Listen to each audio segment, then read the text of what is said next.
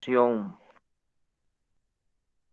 Arturo está en una situación familiar complicada, vi allí que algunos se tienen que retirar temprano. Entonces, les propongo lo siguiente para no ir con afanes, y es mejor ir sin prisa pero sin pausa. Eh, Abordamos hasta donde podamos, bien discutir una parte de esta lectura y si no alcanzamos, queda para la próxima. No sé, eso lo tendría que hablarlo con Arturo, Sandro y Roger porque hay un calendario, pero me parece a mí de que hay una serie de situaciones ahí complicadas. Y lo otro es que yo le comentaba a Arturo, les envié una serie de materiales aparte, porque me parece a mí que este capítulo es importante en la medida en que eh, es lo que nos va a permitir o les va a permitir a ustedes que se dedican a la tecnología interiorizar para la discusión acerca de cuál es el método, las metodologías que hay en fenomenología, ¿sí? Y a partir de ahí aplicar ese instrumento a problemas particulares de filosofía. Entonces yo le comentaba a Arturo que me parece que algo en lo que debiéramos de concentrarnos un poco más o ampliarlo, definitivamente tiene que ver con comprender un poco el método fenomenológico y estas diferentes variantes que son las que vamos a ver hoy. Ya ustedes han leído el capítulo, ¿sí? Que son estas variantes de heterofenomenología, neurofenomenología y la que propone también John Gallagher y Zahavi, ¿no? Esta metodología FL.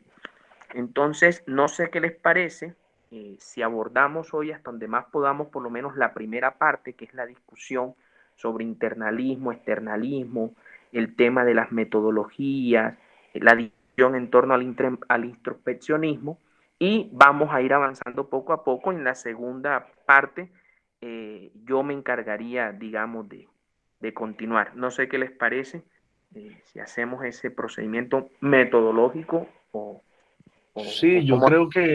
yo creo, profe, que incluso lo acabo de escribir en el grupo del chat, que sí, lo hagamos de esa forma. Entonces trabajemos hoy hasta las 6:15 para no llevarnos como un tiempo muy extenso, un poquito más, poquito menos, y trabajamos con detenimiento eso para ver si nos da tiempo, porque ya la próxima sesión, porque de pronto esta sesión está muy atropellada porque tuvimos que rodar por vértigo a la existencia la fecha, entonces quedaron las dos muy encima y ya tendríamos 15 días para terminar el capítulo y a entrarnos en el capítulo 3. Entonces no veo ningún problema en ese sentido, no sé qué piensa el profesor Arturo.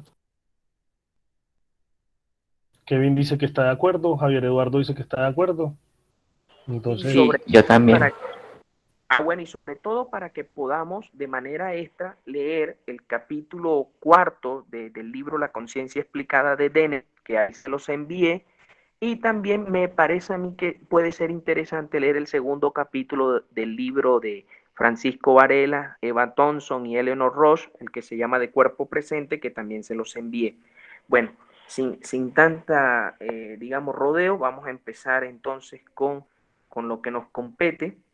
El texto, debo decir, en primer lugar, que es un texto de la fenomenología, me agradó de escritura.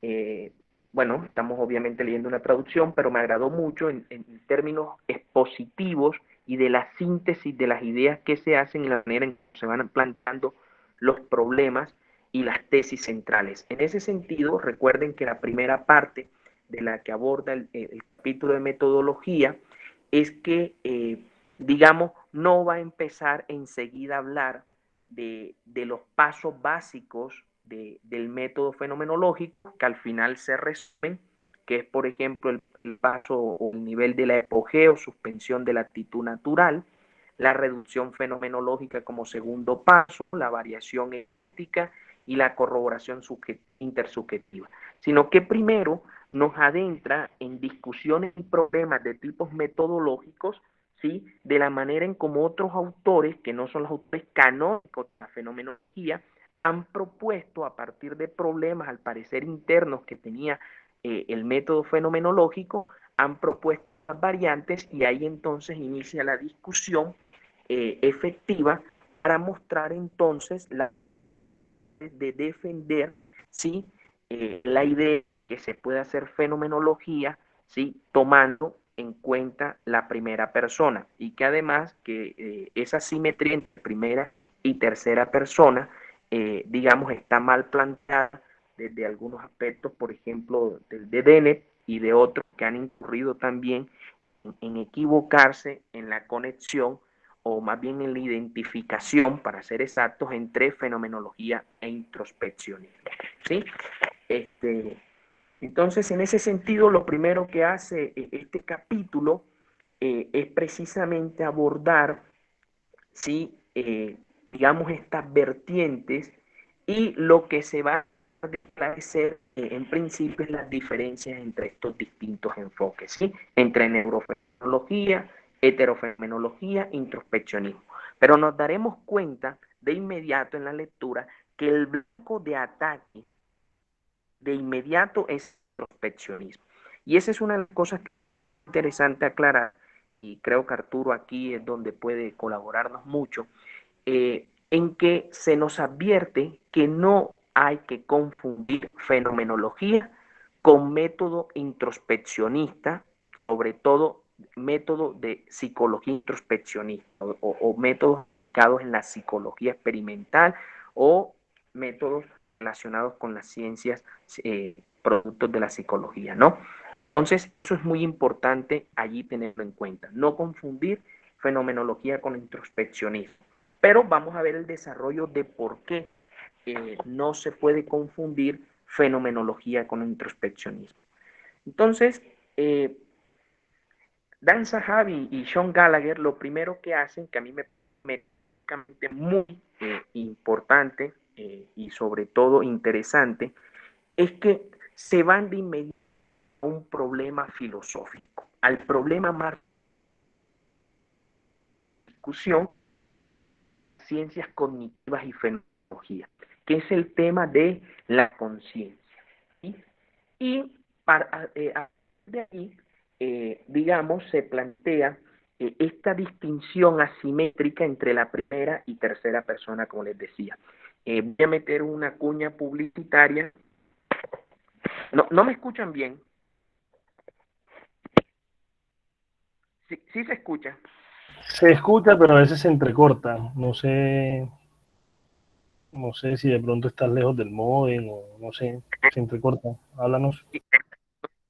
Es que aquí Ah, mi internet es bastante regular, pero bueno, me dice, sí, pero sí me iban siguiendo algo o se perdió toda sí, la sí, sí, comunicación. no, es que son apartecillos. Tú arrancas el discurso, arranca bien y de pronto y sigue el discurso normal. Sí, Ok, hasta la parte bueno, de la diferenciación de la introspección, que es más a la disciplina de psicología, estaba como bien, pero después de ahí sí se entrecortó mucho y yo no he seguido bien el hilo. bueno, entonces vamos a retomar. Diferencia entre introspeccionismo y fenomenología que se advierte en la lectura y que quizás uno de los grandes pecados que ha cometido la gente que no, al parecer, se ha acercado de manera rigurosa y seria a la fenomenología es confundir el método fenomenológico con introspeccionismo. Entonces, eso, para que vayamos teniendo eso como una de las tesis centrales que se sostiene en la lectura. Y les comentaba que me parece interesante desde el punto de vista metodológico que Sean Gallagher y Zahavi presentan el tema de la lectura del capítulo a partir de un problema que creo que es uno de los problemas centrales, ¿sí? Eh, entre la fenomenología y las ciencias cognitivas, que es el problema de la conciencia, ¿sí? Y a partir de allí, tomando como punto de referencia el problema de la conciencia, vamos entonces a abordar el problema que se ha generado desde el punto de vista metodológico en la distinción de la simetría entre primera y tercera persona. ¿Por qué es un problema? Bueno, porque como todos ustedes bien saben, recordemos que de alguna manera se le quiere dar un carácter de objetividad a los enunciados que se formulan, ¿no? Y en ese sentido es muy importante establecer la validez, ¿sí? De los estudios, por lo menos que se hagan en ciencias empíricas, ¿sí? Que provengan aquello que sea expresado en primera persona o abordado o estudiado en primera persona, es decir, desde la subjetividad. No sé si hasta aquí hay preguntas, si voy claro, voy muy rápido, me dicen. Sí, yo veo bien lo que has presentado, pero no sé si lo vas a hacer más tardecito o de pronto sería bueno que nos digas en qué consiste el intro, ¿cómo es? Intropresionismo, esa, Introspeccionismo. Sí, esa, bueno, sí, lo voy a ir desarrollando, pero rápidamente voy a expresar también lo que desde el sentido común todo el mundo piensa del introspeccionismo. Básicamente, cuando uno ve psicología y ciencias cognitivas, uno entiende que el introspeccionismo es un mirar hacia adentro, por utilizar una expresión metafórica, pero que la gente lo asume en un sentido literal, lo cual quiere decir que los estados mentales o los estados de conciencia, es decir, son la vía de acceso, ¿sí? Para revisar, por ejemplo, si alguien, digamos, pudo ver o no la luz, qué experimentó, si tiene datos cualitativos, ¿sí? Los famosos qualia que introdujeron ahí en la discusión filosófica. Entonces, esa es como una primera definición burda de lo que es introspeccionismo, ¿sí? Es decir, es un mirar intro, ¿ya? Y por lo tanto, Podríamos, sí, sí, podríamos decir que va aunado al subjetivismo, pues de manera bien ramplona son como sinónimos o qué, o no se sí, podría hacer ese tipo de asociación. sí, sí, yo lo ubicaría más con el psicologismo, no sé qué no, es que piense claro, Nino, pero el mismo está vinculado es al psicologismo, pero de alguna manera tiene que ver con una idea de subjetivismo, ¿sí? O de subjetividad que no es tal como se entiende en la fenomenología, ¿sí? Básicamente el introspeccionismo, dicho de manera rápida, es un, ¿sí? Es decir, que es un acto, digamos, de reflexión, supuestamente, en donde yo a través de eso descubro, digamos, después de que yo tengo una experiencia perceptual, por ejemplo, entonces a través del introspeccionismo me cuestiono si vi el color rojo cuando lo vi, etcétera, etcétera.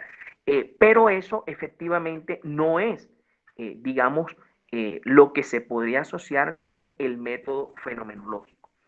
Es decir, la observación introspectiva es aquello, digamos, con lo que uno cuenta antes de nada, ¿sí? Entonces, la palabra introspección significa mirar hacia nuestras mentes, como ahí lo describe William James, ¿no? Pero tiene que ver más que todo con este psiquismo, como bien lo dijo, tiene que ver con esta idea también de un subjetivismo, ¿no? Y esto es lo que va Dan Zahavi en principio a criticar para poder deslindar qué es lo que metodológicamente sería fenomenología de lo que no. Entonces, lo primero que reitero, hay es que descartar esa posibilidad de ver la fenomenología como un introspeccionismo. Ahora, vamos a las razones de por qué. Yo sé que me estoy saltando cosas de la lectura, pero esta es más o menos mi integración en la manera en cómo la estoy presentando. Hay varios argumentos, ¿sí? Perdón, Ángela, no me escucho bien. se te acabó de ir la Sí, voz. Bien. Eh, Les decía que Gallagher y Javi van a presentar una serie de argumentos en contra del introspeccionismo para deslindarlo del método fenomenológico. Uno de los primeros argumentos, ustedes recordarán en la lectura que presentan estos ejemplos de datos empíricos y experimentos en donde se instruye el sujeto para que apretara un botón cuando se encendiese una luz, etcétera. Ellos toman esto para mostrar de que en el caso del introspeccionismo parece ser de que nosotros en ese mirar hacia adentro, ¿sí? Ya hay un acto reflexivo, de alguna manera, ¿sí? Eh, pero que cuando nosotros partimos de la fenomenología, básicamente, nosotros partimos de que todo lo que experienciamos se hace de manera consciente, porque hay una conciencia implícita que no es objetivadora, pero que sí es de un carácter reflexivo, y que por lo tanto nosotros no necesitamos, es decir, mirar hacia adentro, hacia nuestros contenidos mentales, etcétera, para preguntarnos si vimos la luz roja o no, sino que esta conciencia prereflexiva ya de alguna manera nos de lo que estamos experienciando, ¿sí? Entonces, aquí una de las críticas es porque eh, todos, no solo en psicología, sino en otras disciplinas, han hecho enormes críticas, ¿sí? Al introspectivismo como una forma válida de metodología, ¿sí? Pero, aunque sea criticable, ¿sí? En psicología se utiliza mucho, por ejemplo, todos los reportes verbales. Sí, si tienen preguntas, háganlas.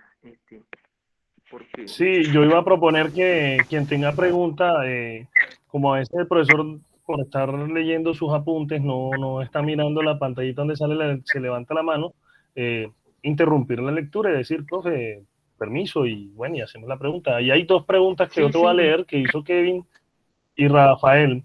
La primera, Nino, es, ¿el introspeccionismo tiene relación con el psicoanálisis en Freud?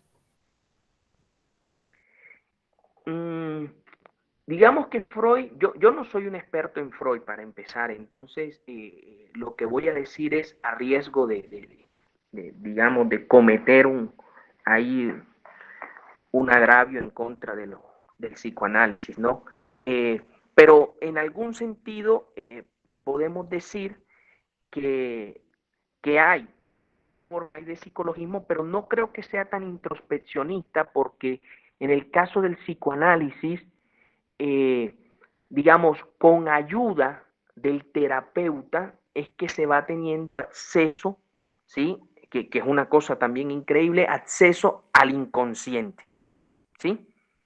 En cambio, acá el introspeccionismo no necesitas tú de tener un terapeuta para acceder a esos contenidos de conciencia. No sé si estoy claro y si alguno que sepa más de psicoanálisis que yo pudiese, no sé, contradecirme o corregirme o algo, pero me parece que en el psicoanálisis, digamos, el psicoanalista en este caso va ayudando, digamos, con sus técnicas y sus métodos a extraer eso que está allí inconsciente. En el caso del perfeccionismo no. Es una cosa en primera persona, para empezar, lo hace el sujeto, ¿sí? Y el sujeto mismo tiene acceso a esos datos, ¿sí? En el caso del psicoanálisis, tú no tienes acceso al inconsciente. De hecho, por eso tienes que ir con el terapeuta, ¿no? No sé si quedó clara la respuesta. Sí, claro, profe, muchas gracias. Bueno, la otra pregunta la hace Rafael David, que extiendo el saludo. Él dice, ¿se podría decir que esa conciencia prereflexiva es inmanente al ser de alguna manera? Bueno, en ese caso Arturo nos tendría que ayudar aquí, porque esos son términos técnicos de los fenomenólogos, los wittgensteinianos, pues no distinguimos entre ese tipo de cosas más allá de que sea un uso del lenguaje, de, pero lo que entiendo de la lectura, y yo estoy partiendo de la lectura, ustedes saben que yo no trabajo en el área de fenomenología, estoy aprendiendo aquí con Arturo, hasta donde entiendo, si esta conciencia prereflexiva es una conciencia, digamos, inherente a todo agente cognitivo. Es decir, desde que tú naces, de alguna manera, tienes conciencia, digamos, de los movimientos, de la corporalidad, de reaccionar frente a la luz, de otra serie de esquemas, por llamarlo así, en términos piagetanos, de esquemas cognitivos. Entonces, eso precisamente es la crítica en principio que genera John Gallagher y Zahavi, de que nosotros no necesitamos, ¿sí?, volver la atención de manera reflexiva o introspectiva hacia nuestra experiencia, sino que nosotros lo que hacemos es experienciar el mundo. Y esto tiene que ver más adelante con algo que mencionan, que es burda esta división que se hace entre lo interno y lo externo, o entre lo objetivo y lo subjetivo de manera tajante, ¿sí? En donde al parecer, digamos, nosotros tenemos un mundo que ahí, digamos, es objetivo, real, y la gente cognitivo no interpreta, digamos, no tiene unas condiciones sui generis como ser humano, etcétera. Entonces, en ese sentido, sobre la base de nuestra experiencia, ¿sí? Que es esencial, ¿sí? Es lo que se define, digamos, este terreno de lo consciente. Y ellos colocan el experimento que cuando yo veo una luz, yo no tengo que preguntarme, ¿sí? De manera introspectiva, oye, ¿viste la luz? Incluso tengo que confesar que cuando leí esto, yo dije, bueno, Zahavi y Gallagher no han dicho nada nuevo de lo que uno puede encontrar en las investigaciones filosóficas de Wittgenstein, por ejemplo. Para Wittgenstein es absurdo, ¿sí? Preguntarse, oye, ¿viste la luz o no la viste? No, o sea, esa es una cuestión, digamos, que en la práctica, en el mundo, en la experiencia se da. Hilton creo que levantó la mano, pero no sé si vi mal, y no Profe, sé. quizás pues apartando un Rafael, poco de lo que planteaba usted y bueno, respondiendo quizás a la pregunta de Rafael, cuando, bueno, esta cuestión de la conciencia reflexiva es un término sartreano, ¿cierto? Bueno, Sartre nos dice en sus escritos, El ser y la nada, la trascendencia del ego, conciencia de sí, conocimiento de sí, dice que la condición de un ego es el cogito prereflexivo, o sea, la condición del cogito debe ser el cogito prereflexivo, es decir, y él plantea un ejemplo, yo cuando estoy leyendo, yo no A ver, me estoy diciendo, yo estoy leyendo, sino es que tú estás tan vamos inmiscuido en a esa composición, en esa lectura, de que tú no ves siendo consciente, sino que tú eres consciente y absorbe esa área. Entonces, digamos que referente a la pregunta de Andrés,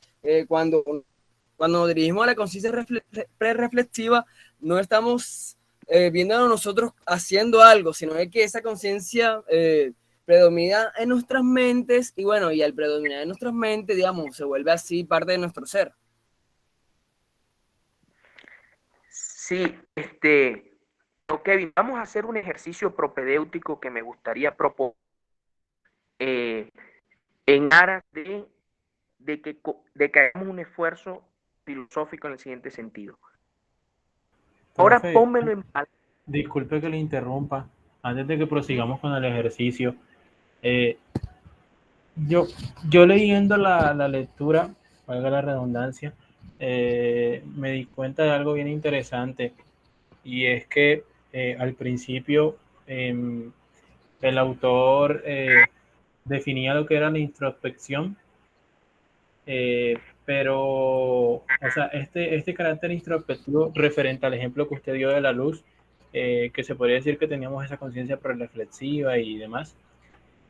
Luego de eso, de decir que esa conciencia prereflexiva, así sea que se den unos estudios introspectivos o no introspectivos, siempre tienen ese carácter introspectivo porque vienen de una experiencia del sujeto. Bueno, referente a eso, luego más adelante se va a decir que en la psicología experimental va a ser más plausible los informes no introspectivos que los informes introspectivos. Entonces, eso me lleva a una pregunta. ¿Cómo se tiene una absoluta certeza de que un informe carece de ese carácter introspectivo o qué es lo que remite ese carácter introspectivo en un informe? Ya te explico.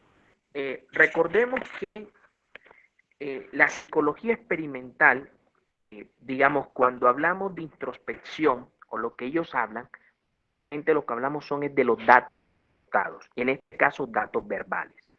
Yo cuando leía esto reflexionaba en una expresión wittgensteiniana que Wittgenstein dice, eh, la fenomenología no existe, existen problemas fenomenológicos. Y al fin y al cabo, la fenomenología es gramática.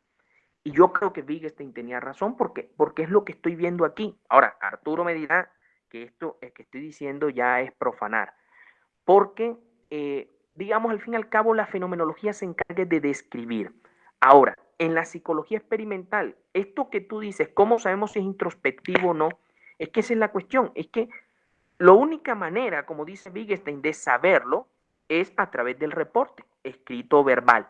Y ese es el mismo tema en el que ellos van a discutir con Dennett, porque Dennett en realidad tomarse ciertas ideas wittgensteinianas y las aplica, habla de heterofenomenología, ¿sí? Que al fin y al cabo es crearle un sentido de público a lo que se dice para que le confiere un carácter objetivo, que es lo que dice Wittgenstein. Wittgenstein, ¿por qué critica la distinción, la cuestión de lo interior como el ego cristiano o el introspeccionismo o el lenguaje privado de que yo solo sé que me duele la muela y yo solo sé de mi dolor? No, porque lo que dice Wittgenstein es que cuando tú lo reportas, entonces eso se hace público y todos te podemos comprender. Así pasa en la psicología experimental. Es decir, tú lo que tienes al fin y al cabo en un reporte de alguien es eso. Las neurociencias, bueno, ellos tienen otras técnicas, es que, por ejemplo, te coloco una resonancia magnética transcraneal y entonces, de acuerdo a ciertas áreas que se enciendan, etcétera, entonces, por ejemplo, se ve si tu retina está captando la luz porque se activaron las vías motoras, pero también las vías, por ejemplo, de percepción o las vías del aparato visual, etcétera. Entonces, ellos marcan, sí, aquí hay actividad neuronal. Pero todos esos reportes, ¿sí?, están configurados bajo nuestros sistemas públicos de lenguaje, etcétera, etcétera. Que es la discusión aquí interesante que se va a plantear cuando ellos critican por qué se ha desplazado por parte de Dennett, ¿sí?, y por parte de otros muchos fenomenólogos o críticos de la fenomenología, la primera persona. Porque recuerden que en la lectura lo que él dice es que para que haya incluso reportes de datos asumidos como terceras personas, tiene que haber un sujeto, como tú bien dijiste, que es el que los reporta, es decir, que los experimenta. Entonces, no se puede anular la primera persona según Gallagher y Zahavi. Pero volviendo a tu pregunta, ¿cómo saben si es introspeccionista o no? Bueno, con los reportes. No hay otra manera de saberlo. O bueno, al menos yo no soy un psicólogo experimental, pero tengo muchos amigos psicólogos experimentales, lo que yo veo. No sé si aclaré o te confundí más. Tú dime. Sí, sí, profe, me aclaró un poco las dudas. Muchas gracias. Sí, no, Hilton tenía la mano levantada ahorita. sí, Hilton. dime, Hilton. Buenas tardes, Biojanino. Un abrazo a ti y a todos los que están acá presentes. ¿Me escuchan? Hilton, Fuerte y claro, brother. Bueno, no. Eso, Nino. No sé, ya a mí me da la impresión que el texto intenta de alguna forma, y lo digo porque yo no sé tampoco mucho de fenomenología y mi intención acá es aprender con ustedes un poco sobre el tema, y veo que hay como un intento de poner la fenomenología como en el lenguaje de la, digamos que de la ciencia, de lo que se le llama las ciencias, sí, las ciencias fácticas, en fin. Y creo que hay como ese intento. Entonces, yo no entiendo, no entiendo por qué, digamos que recurrir a a la fenomenología, digamos que para elaborar esa fundamentación desde las teorías cognitivas, y tratar de mirarla desde el punto de vista de la objetividad de ese tipo de ciencia. Y me gustaría que en ese punto me ayudaras tú, como también no sé qué relación pueden haber entre esas condiciones prereflexivas y lo que en psicología también se le llama los atajos mentales, que yo inmediatamente me vi a esos elementos prereflexivos, me remití a esos atajos mentales en donde uno, o sesgos cognitivos que le llaman, en donde uno no necesita, digamos, que hacer ese trabajo de introspección, sino que ya uno podría decir que en la memoria de corto plazo ya tiene, digamos que, esas respuestas automáticas ante eventos que se presentan desde el exterior. Entonces, no sé si hay una relación entre eso que plantea la teoría de los sesgos cognitivos o de los atajos mentales con la conciencia prereflexiva de la que se habla acá digamos que en el tema de la fenomenología. Muchas gracias, espero haber sido claro. No, claro, claro, Hilton, y más les agradezco a todos porque, digamos, ya no solo estoy ejerciendo ahí un carácter ahí expositivo de la lectura que todos hicieron, sino estamos estableciendo eh, un trabajo de seminario, que es preguntarnos, cuestionar. Digamos, yo no tengo aquí la razón sobre eso, estamos indagando sobre el texto. Con referencia a lo que preguntó Hilton, voy de lo último hacia lo primero, porque hay que, me parece a mí, contextualizar a los colegas de cuando Hilton se refiere a atajos mentales. Los atajos mentales tienen que ver con una tradición en la psicología que se llama la tradición de heurísticas y sesgos. Para los que no lo conocen, los investigadores en psicología, Kahneman y Tversky, ¿sí?, que fueron los primeros premios Nobel de Economía, hicieron un trabajo para mostrar que nuestra racionalidad era acotada. Es decir, que nuestra racionalidad no era ilimitada y en ese sentido que nosotros tomábamos decisiones rápidas, fugaces, a través de sesgos que teníamos, pero que también por heurísticas. Entonces eso es lo que se conoce en psicología cognitiva como la tradición de heurísticas y sesgos. Hay otra vertiente de eso que es la del el grupo ABC, ¿sí?, que está en el Max Planck de Berlín, que es bajo la responsabilidad del profesor Jerzy Jerenser, que él lo que trabaja es lo que llaman heurísticas y sesgos, pero él lo ve como una caja de herramientas adaptativas, evolutivas, y en ese sentido, lo que ellos muestran es que nosotros tomamos decisiones basadas en intuiciones. Pero ahora me gustaría entrar en materia con lo poco que yo sé, y Arturo y los demás me pueden ayudar. Hay que recordar que lo primero que quiere hacer Husserl, y ellos lo dicen muy bien en el libro, tanto Husserl como Frege, en esa época, era eliminar cualquier rasgo de psicologismo, ¿sí? Eso hay que tenerlo claro.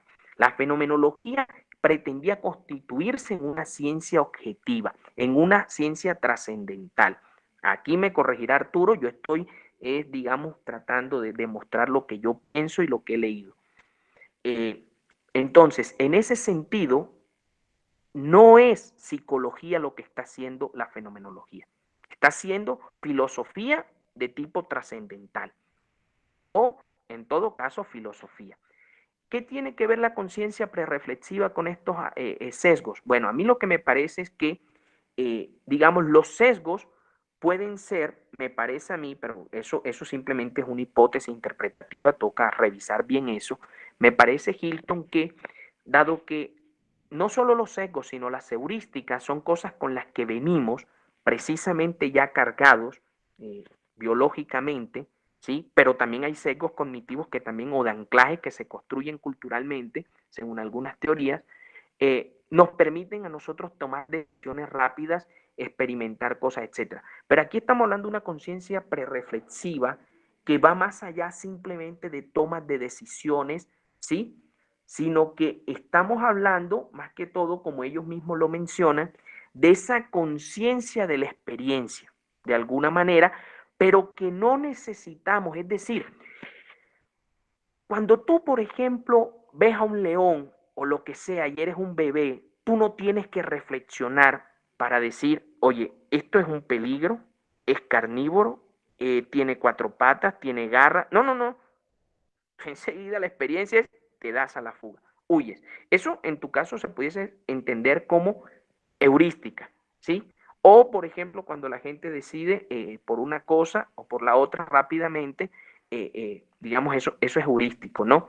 Pero, pero aquí lo que creo yo que están diciendo ellos, basados en Husserl, es que cualquier tipo de experiencia, digamos, que no necesitamos hacer primero un quehacer reflexivo, filosófico, para, por ejemplo, preguntarnos si vimos la luz o no. Por ejemplo, si yo te tiro una piedra, tú te quitas, tú no vas a hacer reflexión primero de si la parábola que tomó la piedra, etcétera, cae de manera tal, a tal velocidad. No, no, no.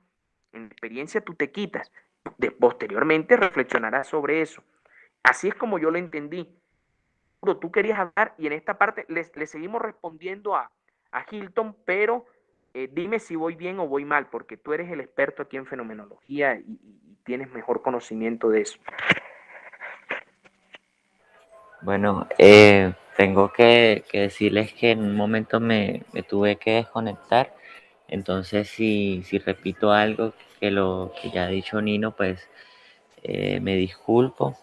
Quedé hasta la parte de que hacías la herejía de Vigistaniana, muy interesante por cierto.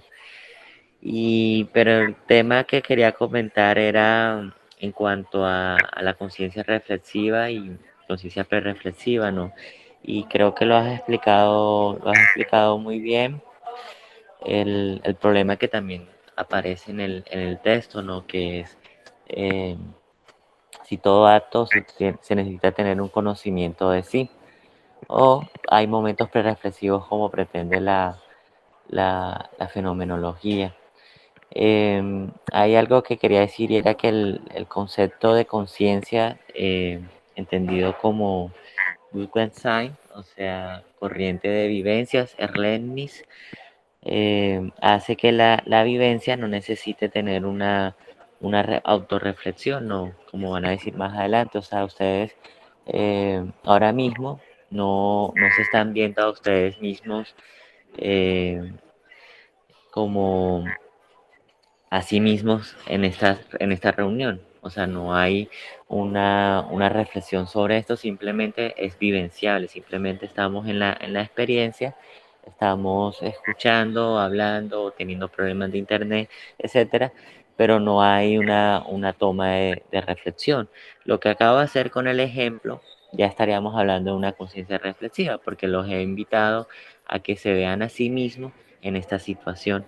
Entonces, la fenomenología va, por lo menos la fenomenología clásica va a defender este principio, ¿no? De la conciencia, como toda conciencia, y sobre todo Sartre. Sartre va a decir cuando te preguntas cuántos cigarrillos tienes en la caja, pues tú dices 7 o 8, o haces un conteo rápido, ¿no? No tienes que hacer una operación reflexiva de verte a ti mismo contando los cigarrillos o de pensar en la suma o bueno, sino entonces es muy interesante porque lo que va a venir, y bueno, no me quiero adelantar tampoco, pero solamente lo comento, lo que va a venir a continuación son muchos experimentos en los cuales algunos autores de la neurociencia van a defender que siempre tenemos que estar conscientes, entendido en el sentido de conciencia de sí, toma de posición, ¿no? Que es muy diferente a hay conciencia. O sea, hay conciencia es la vivencia, la experiencia sin ningún tipo de toma de posición.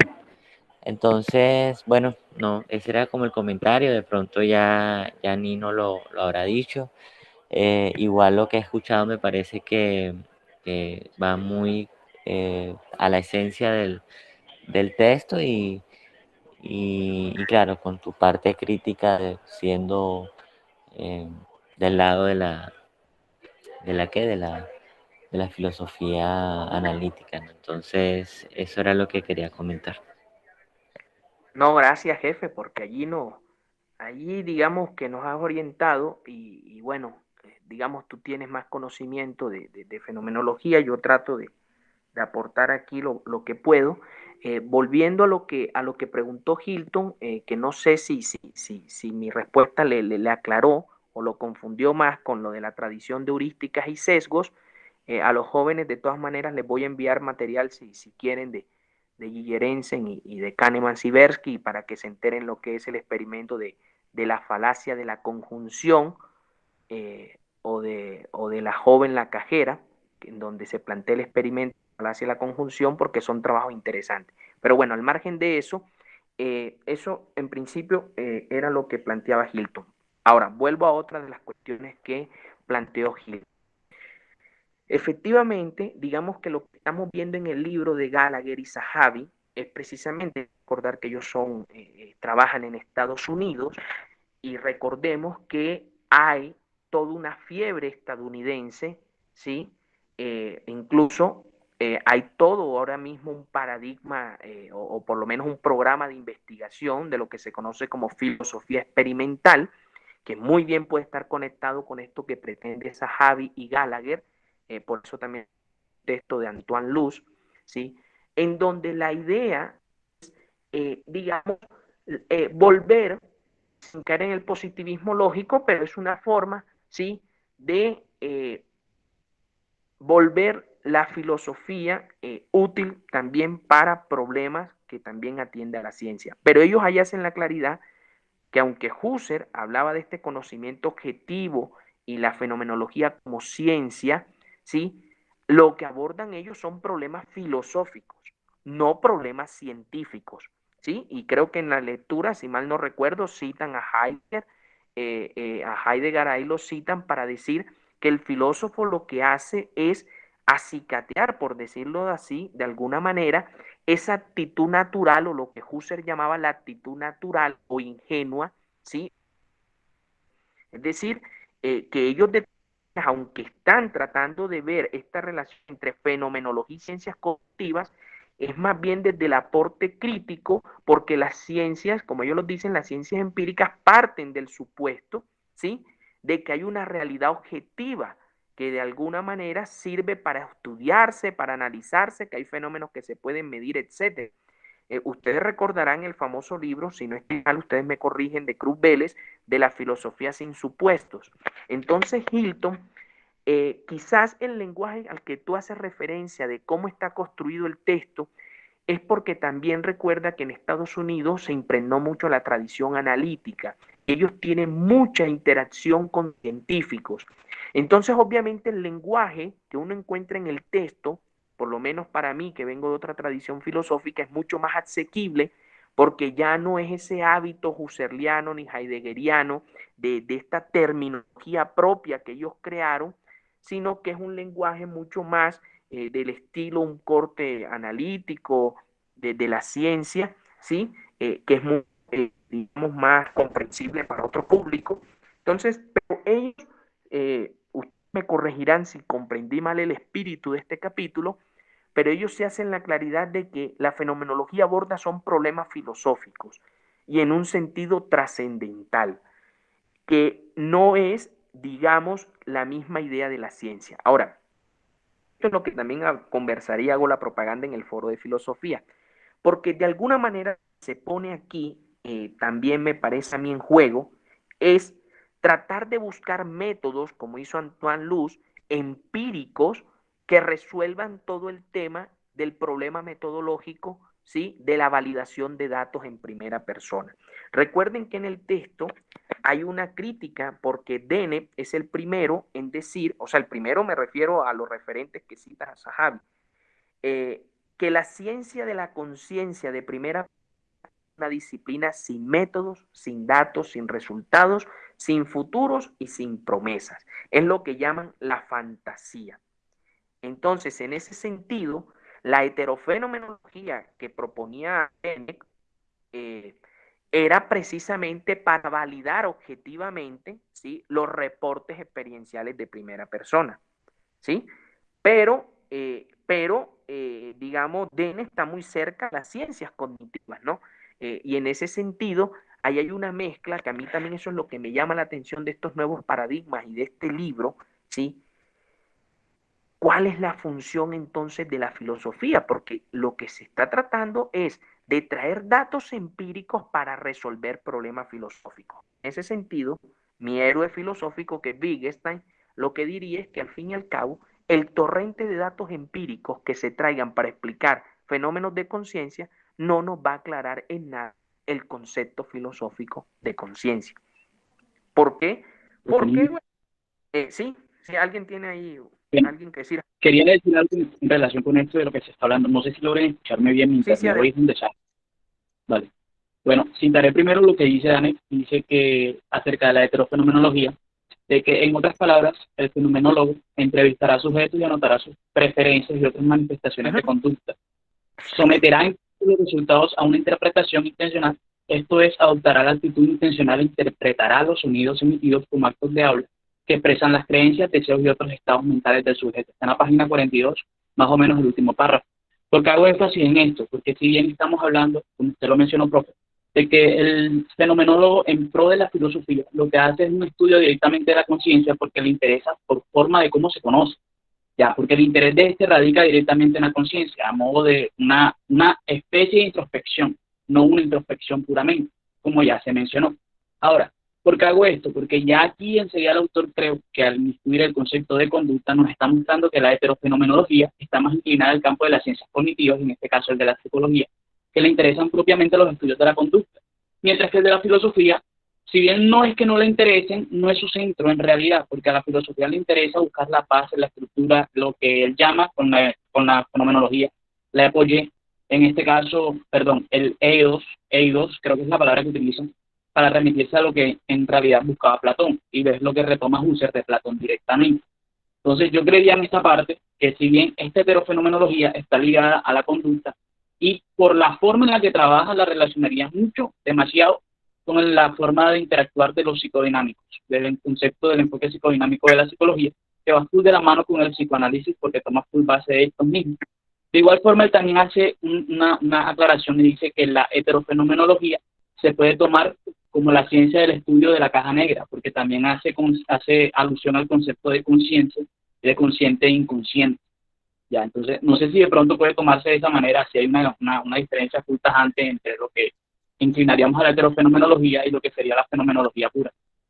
Sí, sí, es que precisamente, Javier, gracias por el comentario que aporta a lo que estamos hablando aquí, y que también mi duda para Sandro, para Arturo y para ustedes como fenomenólogos, porque, es decir, a través de este colonialismo norteamericano de la filosofía, por llamarlo de alguna manera, ese despertar o la fiebre que hay por convertir rigurosamente a la filosofía en una disciplina objetiva y científica, aunque Sahabi hace, insisto, estas salvedades de que al fin y al cabo la fenomenología trata de problemas filosóficos, etc.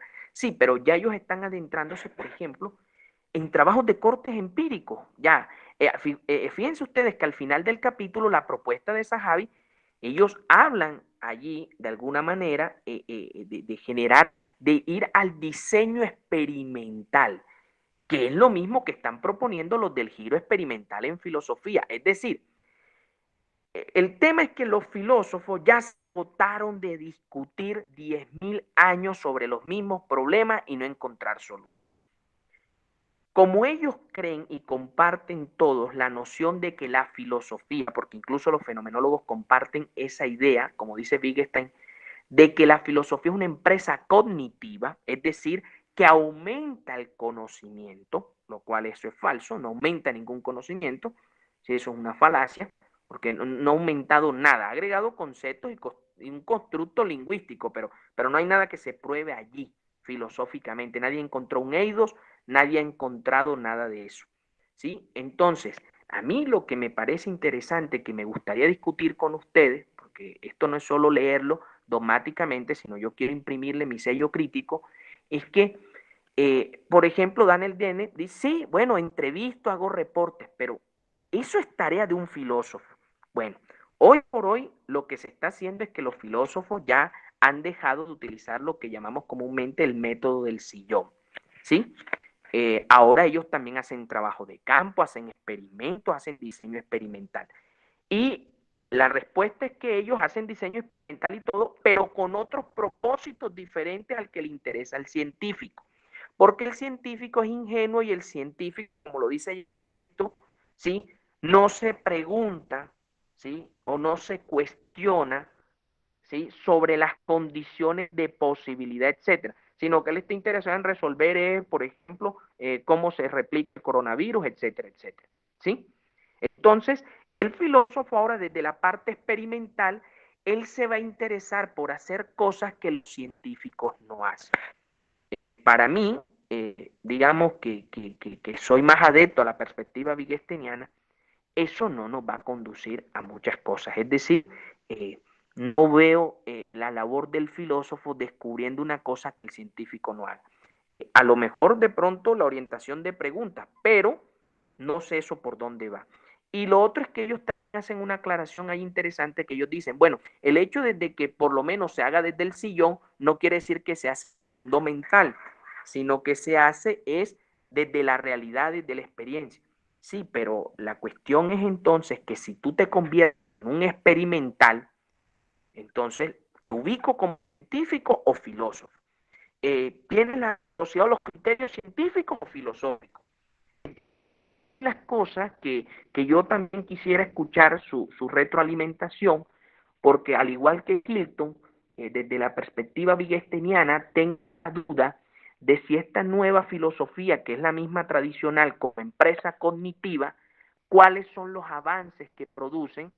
Yo, por ejemplo, tuve la oportunidad de escuchar una conferencia de Antoine Luz, que era amigo del director del posgrado ahí en Ciencias Cognitivas, de Juan González, y él presentaba su matriz fenomenológica para los reportes de datos, primera persona, etcétera. Sí, es decir, al fin y al cabo, tenía que pasar por el tamiz del lenguaje, de la descripción, es decir, del análisis conceptual, categorías, etcétera. Entonces, no sé eso, como tú bien planteas también, Javier, en qué sentido nos avanza más, ¿sí? Que lo que hace la psicología experimental, por ejemplo. Sí, Sandro, ya me callo y te doy la palabra.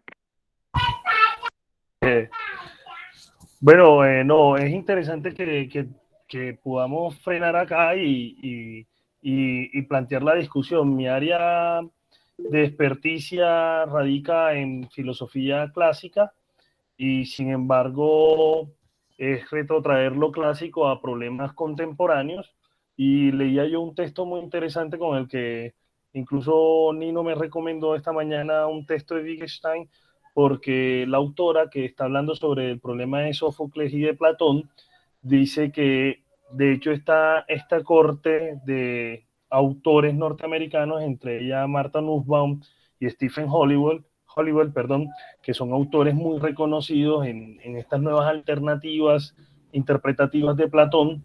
Dicen que caen en cierto emotivismo de la palabra al pretender que algunos planteos platónicos sobre la literatura se queden en reflexiones sobre, él lo pone en esta expresión, que si uno lee libros buenos, automáticamente se convierte en una persona buena, ¿cierto? Y genera precisamente este tipo de inquietudes porque es el afán de no quedarse la filosofía norteamericana por fuera de las lides y de los círculos científicos.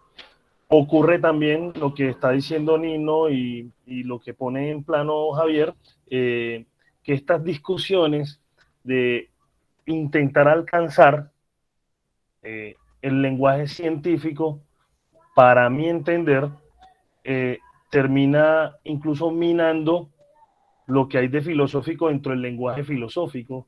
Ya lo diría ya lo diría Guattari y Deleuze, que el problema filosófico real, o lo que nos basamos los filósofos en real en que es la filosofía, son los conceptos. Es decir, los filósofos siempre estamos en el lenguaje, porque el lenguaje es lo que especifica el quehacer del filósofo. Está bien, no estoy negando con esto que pueda haber una aplicabilidad de la filosofía, pero creo que en el afán de esta visión norteamericana de intentar la búsqueda de la aplicabilidad del lenguaje filosófico dentro del científico es donde puede haber una falla. Sin embargo, no está de más decir que los puentes que se tienden pueden ser muy buenos y pueden ser unas buenas intenciones. Sin embargo, también podría decir, la pregunta es ¿qué tanto escuchan los científicos a los filósofos?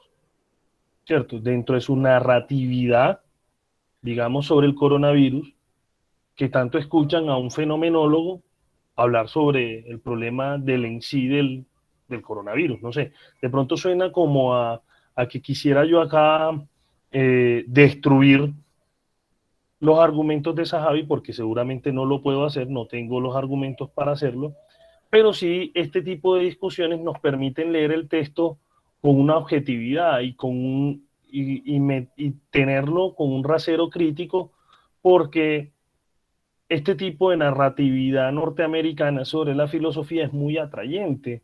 Insisto, tomando las palabras de Orsi, es muy emotiva.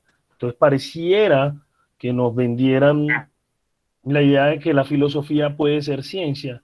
Y yo creo que en eso, ahí sí estoy con Heidegger, incluso estoy con Wittgenstein, que la filosofía no tiene por qué ser elevada a ciencia. Sí, aunque ellos hagan allí la salvación de que, bueno, cuando Husserl hablaba de ciencia y todo, pero fíjense que los ejemplos que dan es de una matematización, cuando hablan aquí en el ejemplo que dan de este tipo que quiere, digamos, formalizar los rep, etcétera. Es decir, lo que están haciendo es poniéndole ciencia a los problemas filosóficos. Y los problemas filosóficos, me parece a mí, no se van a resolver con un torrente de datos ni empíricos ni científicos. Ahora, como tú bien dices, esto es lo que estamos viendo, el giro experimental, es decir, los filósofos que han perdido, porque la filosofía, y eso también lo señalaba Habermas hace tiempo, ¿no? La filosofía ha perdido de alguna manera la batalla contra la ciencia, el crecimiento vertiginoso de la ciencia. ¿Ya? Y en ese afán de que quedaron, digamos, de cierta manera, inútiles los filósofos, entonces ahora hay nuevas sociedades, nuevas empresas de retomar los viejos problemas filosóficos y entonces, por ejemplo, en el campo de la filosofía moral, llenarlos ahora de psicología moral, de cognición moral, de experimentos sobre dilemas del tranvía, etcétera, etcétera. Sí, pero los problemas de normatividad moral no se resuelven, por ejemplo, diciendo que tenemos un mecanismo cognitivo que reacciona así o así. Por ejemplo, hay trabajos sobre intuicionismo moral, inferencialismo moral, a partir de esto que Hilton mencionaba, de las heurísticas y sesgos. Cómo las emociones intervienen en los juicios morales. Bueno, sí, eso explica quizás el cómo y los mecanismos cognitivos, sí, pero eso no resuelve el problema de la normatividad moral, por ejemplo, en términos filosóficos. Entonces, hay que, creo yo, me parece a mí, que contextualizar los problemas, situarlos, que pudiese en realidad aportar este nuevo tipo de metodologías en alianza con las ciencias cognitivas, como el caso de la neurofenomenología, pero yo creo que me parece que para hacer la primera reunión de este capítulo, yo creo que hemos ido dejando unas cuantas tesis, hemos hecho una serie de intervenciones críticas, otras de apropiación del texto, porque otra de las cosas que hay que decir es que, como refería Quine, ¿no? Hay que tener principio de caridad. Tampoco vamos a hacer de Zahavi y de Gallagher un muñeco de paja fácil para que entonces nosotros nos veamos como gigantes. La idea es tener ese principio de caridad y tratar de presentarlos a ellos tal cual en realidad pudiesen sostener esas tesis. Entonces, por eso hago la claridad de que ellos mencionan de que ellos están abordando problemas trascendentales y problemas filosóficos.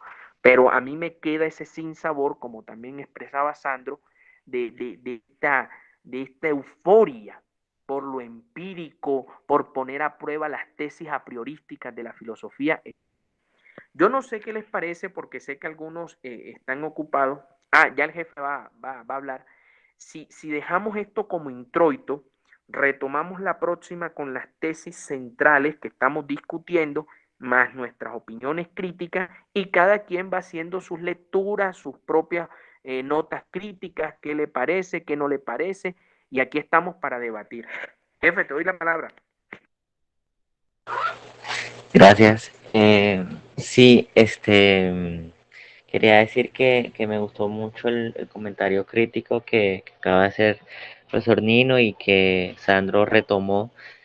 Pero también quería pues decirle sobre todo a los chicos la parte práctica y que nos puede servir del texto. O sea, de pronto suene un poco maquiavélico o pragmatista, no sé cuál sea el término adecuado, pero ustedes que ahora se van a enfrentar con el mundo de las convocatorias de las becas, con ciencias tiene algo muy feo y es que para ellos, si lo que ustedes están presentando no genera un resultado práctico, no genera una solución que se pueda ver, tangible, no sé, no sirve. Entonces, los focos de las convocatorias siempre son eh, social, no sé, o sea, son cosas que finalmente hacen de la filosofía algo muy escueto, muy lejano a lo que es realmente la filosofía, ¿no?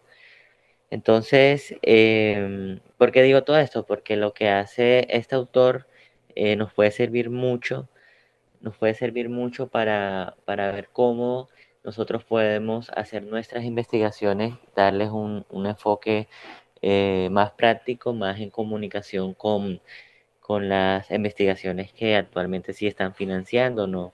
O sea, cómo nosotros podemos también meternos ahí y que nos financien, ¿no? O sea, por ejemplo, a mí me pasa algo con mi doctorado y es que la investigación que estoy haciendo tiene un enfoque muy de historia de los conceptos de la filosofía, es algo muy conceptual y, y una de las críticas que me han hecho es eso, precisamente eso, pero qué ganancia puede dar tu proyecto, eso fue lo que, si alguno estuvo en el coloquio, fue lo que me decían, ¿no? O sea, qué ganancia, ¿no? Qué ganancia, pues para mí la ganancia es que yo estoy aprendiendo, pero no es suficiente, entonces el texto, pues, teniendo claro la crítica, un espíritu crítico, no, tampoco poniéndolos como dioses, pero sí pudiendo aprovechar eso lo que nos están mostrando, ¿no? Para investigaciones prácticas, ¿no? O sea, nosotros podemos hacer nuestras propias, leer lo que queramos, investigar lo que queramos, pero cuando llenemos los formatos, sí darle ese, ese toque que ellos quieren escuchar, ¿no? Por ellos me refiero a la gente que crea estas convocatorias que realmente no saben nada de filosofía.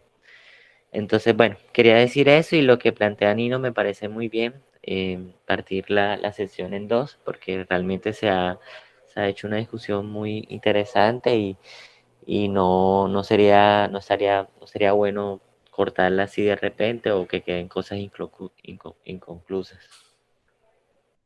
Perfecto, gran jefe. Bueno, le vamos a dar la palabra a Javier y bueno, cerramos esta sesión que fue corta, pero ha sido muy sustanciosa y que nos ha brindado unos puntos de discusión que da como compromiso para los que no se han leído el texto, terminar de leer el texto, tener en cuenta que el profesor Nino ahorita nos escriba, yo escribí el capítulo 4 en el grupo de WhatsApp del primer texto de Dennett y que nos diga cuál es el otro capítulo, el capítulo 2 de los otros autores, de Varela y demás, para que podamos... ¿Qué capítulo? Sí, creo que es el 2 de cuerpo presente, el que dice Okay. sobre fenómenos. Y si quieres, Javier va hablando mientras tanto y ya les digo con certeza cuál es el capítulo que puede complementar esta Okay. Vale, discusión. listo, profe. Bueno, Dale, no hay Javier. atrevimiento. Si me llegan antecedentes cortados, me dicen, ¿ok? Porque mi internet, en serio, está muy mal hoy. Bueno, quería hacer un aporte en relación con lo que estaba hablando el profe Nino acerca de la filosofía y la psicología experimental. Me parece muy clave porque hay una cita en la que lo habla el texto directamente y él dice que la filosofía simplemente se va a encargar de las explicaciones directamente de estas cosas. O sea, la filosofía se encarga de la explicación. ¿De qué se encarga la fenomenología? Dice, la fenomenología está interesada en la posibilidad y estructura de la misma fenomenalidad. Ya, o sea, busca explorarla su estructura esencial. ¿Cómo se puede ver la fenomenología? La fenomenología, según el autor, nos dirá que podemos verla, podemos entenderla como un análisis filosófico. O sea, que una fenomenología pura no podría darse sin el análisis filosófico de los diferentes tipos de descubrimiento del mundo. Sabemos que el mundo se descubre a través de la conciencia, de los procesos perceptivos, de la imaginación, de todo esto. Ahora, ¿cuál es la diferencia que coloca el autor que me parece muy clave? La fenomenología en la psicoterapia, él toma el ejemplo y dice, La psicoterapia se centra en el sujeto como persona particular y puede apelar a la introspección, en su ocupación del cómo y el porqué de la experiencia de una persona del mundo, aquí y ahora. La psicoterapia fenomenológica siempre apunta a dos conceptos fundamentales que son experiencia y vivencia, pero estos conceptos sabemos que tienen un trasegar bastante subjetivo. Aquí estaríamos marcando la diferencia entre el enfoque de la psicología con la fenomenología y en el caso de la psicoterapia, para no avanzar directamente a lo que viene siendo las neuros, para dejarlo para la siguiente parte del texto, y estaríamos hablando de la importancia que sí tienen los qualia. Ahora, hay un problema, a mi parecer, no sé si alguno ha tenido que encontrarse con algún tipo de terapia psicológica fenomenológica, en la que se toman solamente esbozos de fenomenología y tiende a decirse que es fenomenología. Un ejemplo de todo esto es el enfoque humanista existencial, fenomenológico humanista existencial de Carl Rogers, si mal no estoy, centrado en la persona. El man toma aquí esbozos directamente de Sartre para hacer la definición que él maneja de hombre y de sujeto, pero no toma propiamente una fenomenología y le da el carácter de fenomenología. Lo mismo ocurre, y es lo que me parece a mí que el texto habla de una manera bastante esclarecedora, cuando menciona este punto. ¿Por qué? Porque él dice en partes anteriores, luego a la fenomenología no le interesa propiamente los qualia. O sea, aquí está viendo una fenomenología separada de la filosofía, que no es a mi parecer, una fenomenología pura, ni obviamente una fenomenología filosófica. O sea, son como conceptos completamente diferentes, pero no quiere decir que no se pueda aplicar. Porque me parece que en realidad la psicoterapia fenomenológica ha dado grandes aportes, incluso hay una especialización que se llama logoterapia, que sería interesante hablar de ella. Creo que tengo un par de textos que le explican. Trataré de conseguirlos y lo mencionaré en el grupo para que tengamos una noción de lo chévere de cómo se mezcla la fenomenología con la psicología, pero no es propiamente una fenomenología, una cosa como bastante quimérica. Sí, Javier, es muy adecuado y acertado tu comentario. De hecho, creo que en el camino en el que vamos debemos leer el apartado de reducción fenomenológica. Los autores saben que hay un riesgo de sesgo cuando se adentran. Sí, Nino. No, continúa y ya después comento. Hay un riesgo de sesgo fenomenológico cuando se intentan establecer ciertos métodos que ellos están proponiendo. Igual son totalmente claros en la introducción en decir que ellos no van a hacer fenomenología enteramente filosófica o, como Javier lo acaba de decir, una fenomenología pura, ¿cierto? Sino que van a tomar prestados algunos conceptos de la fenomenología pura de Husserl y de Heidegger. Dicen ellos que de Heidegger hasta ahora no he encontrado mayor cosa sobre él, en lo que vamos avanzando, y sobre Merleau-Ponty, que seguramente lo vamos a ver más adelante, pero va a estar esto aplicado ciertamente hacia las ciencias cognitivas. Sí, por eso es que yo les propongo como complemento leer a la persona que yo creo que más, y que aparte fue uno de los iniciadores de juntar la fenomenología con las ciencias cognitivas, que es Francisco Varela, Thomson, Jean Petitot, por ejemplo, que son los que han acercado a las ciencias cognitivas.